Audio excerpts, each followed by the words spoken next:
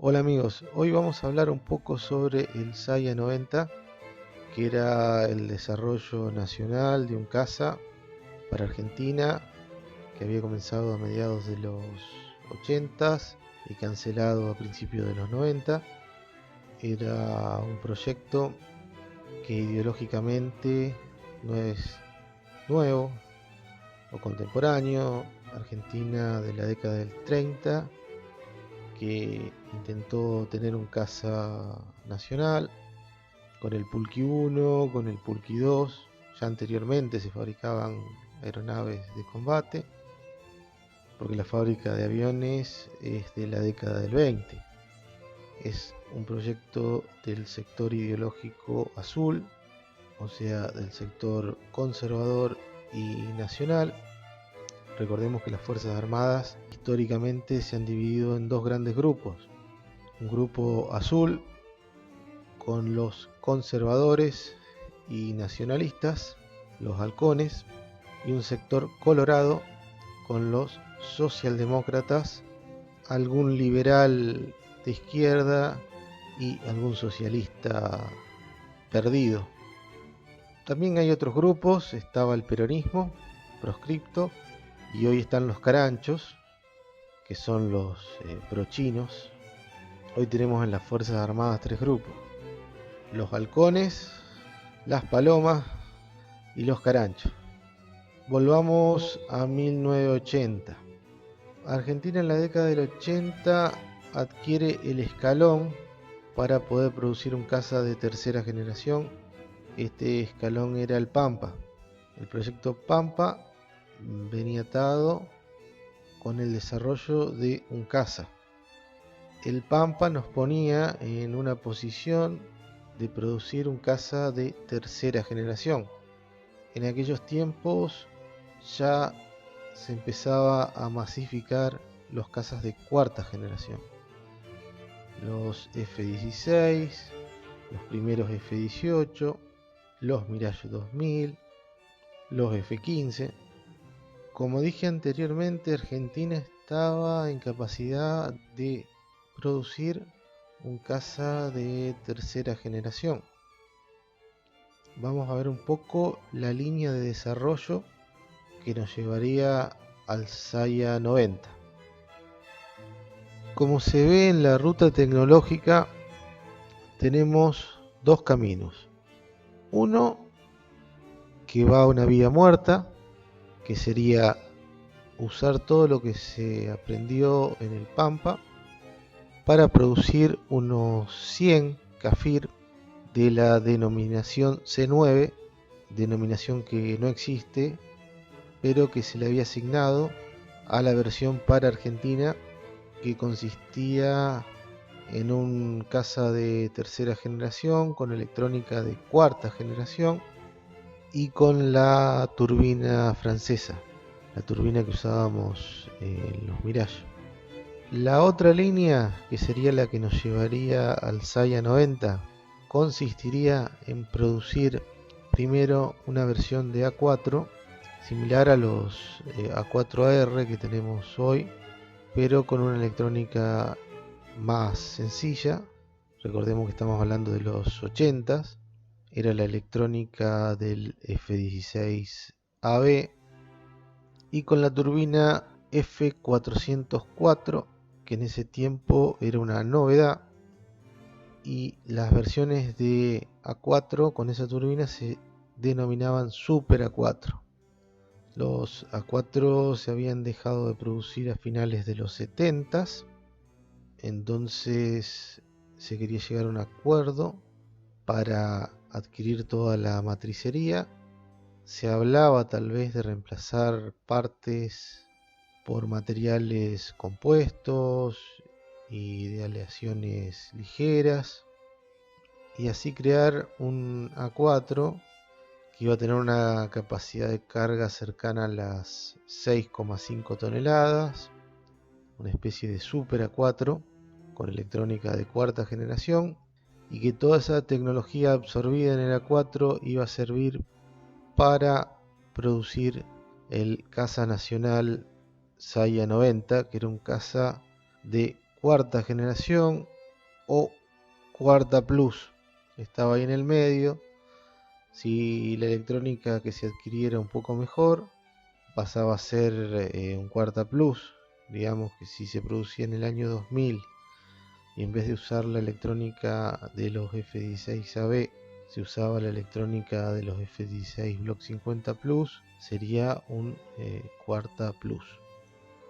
Estados Unidos tenía el prototipo del IF-17 Cobra, que es una especie de F-18 más pequeño, es el padre del F-18, más pequeño, del tamaño de un F-16, y en base a ese prototipo que había adquirido la Dornier alemana, se pensaba llegar a un caza de cuarta generación o cuarta plus. Este caza iba a ser similar al F-18, más pequeño, más veloz, con una relación de peso-potencia superior, o sea que iba a ser mejor interceptor y mejor caza que un F-18, no tan bueno como avión de ataque. Iba a realizar las tareas de interceptación y de caza para la Fuerza Aérea, reemplazo de los Mirage.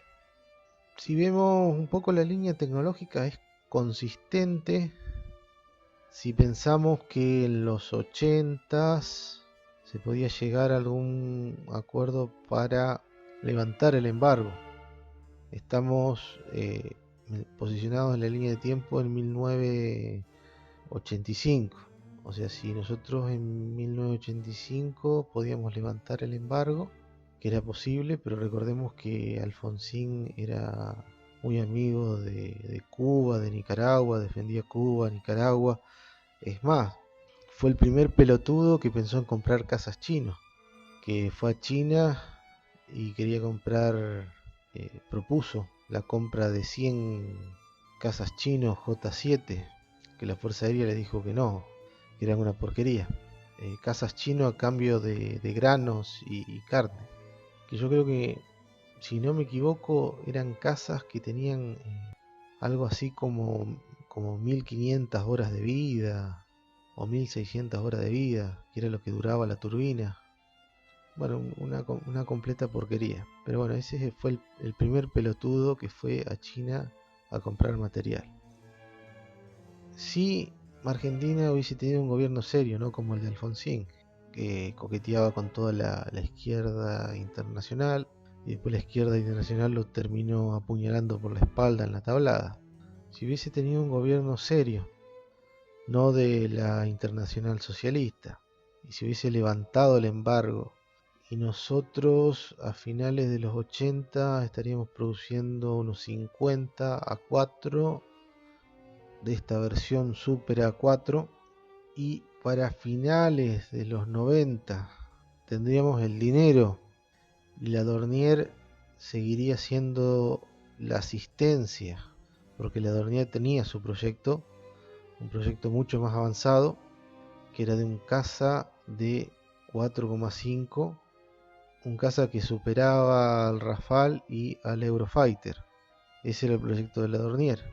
Vamos a suponer que el proyecto de la Dornier seguía en curso y nosotros queríamos producir un avión mucho más sencillo. Nos hubiese dado la asistencia para modificar un poco, porque no se le iba a hacer muchas modificaciones al Cobra.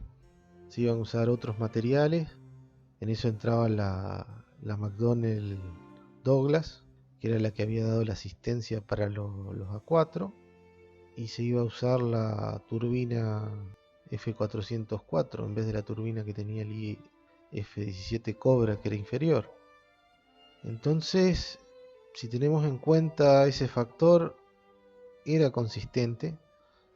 Nosotros no hicimos eso, no fabricamos los A4 y nos pasamos al otro proyecto, al proyecto de la Dornier, el proyecto grande, un proyecto que era imposible de bancar, que necesitaba por lo menos 3 países que aporten algo así de 250 millones de dólares cada uno, y así todos los números no cerraban.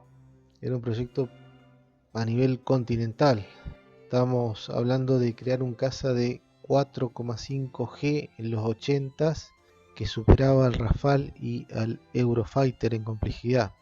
Era imposible de financiar solamente por Alemania y Argentina. Se intentó buscar a Italia como socio, pero no era suficiente. Era un proyecto megalómano.